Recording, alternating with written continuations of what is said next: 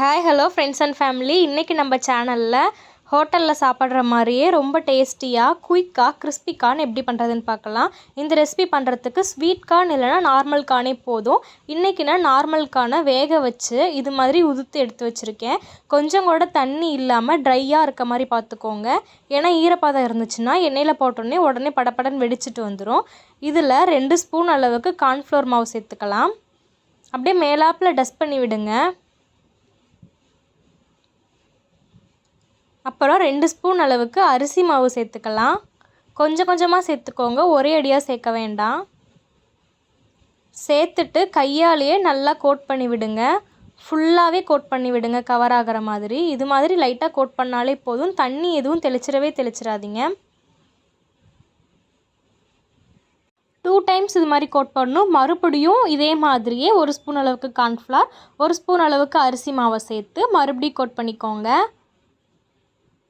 இதுக்கு தேவையான அளவு உப்பு சேர்த்துக்கோங்க. ஏற்கனவே சோளக்கருது வேக வைக்கிறப்போ உப்பு போட்டிருப்போம். ஸோ பார்த்துட்டு தேவையான அளவு உப்பு, அப்புறமேட்டு கொஞ்சமாக மிளகு சேர்த்துக்கோங்க. சேர்த்துட்டு இதை ஊரெல்லாம் வைக்க தேவையில்லை, உடனே நம்ம எண்ணெயில் பொரித்து எடுத்துறது தான்.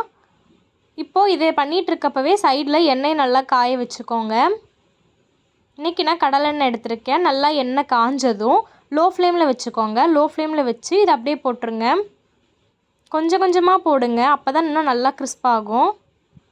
ஒரு 2 நிமிஷத்துலேயே இது நல்லா கிறிஸ்பாயிரும்.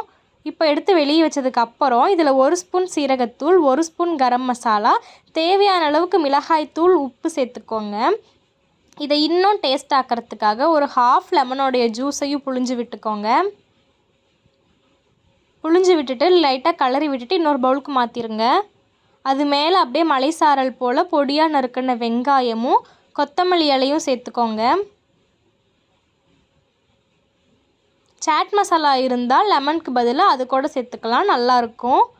இது அப்படியே எடுத்து 1 ஸ்பூன் வாயில் அள்ளி வச்சா எவ்வளோ டேஸ்ட்டாக இருந்துச்சு. வெளியே கிறிஸ்பியாக உள்ள சாஃப்டாக அந்த எலுமிச்சை பழத்தோட புளிப்புத்தன்மை, வெங்காயம் எல்லாம் வச்சு சாப்பிட்றப்ப ரொம்ப ரொம்ப அருமையாக இருந்துச்சு. இது மாதிரி நீங்களும் ட்ரை பண்ணி பாருங்கள். இந்த வீடியோ உங்களுக்கு பிடிச்சிருந்துச்சுன்னா மௌனி மீடியா சேனலை சப்ஸ்கிரைப் பண்ணி ஷேர் பண்ணுங்கள். பாய்.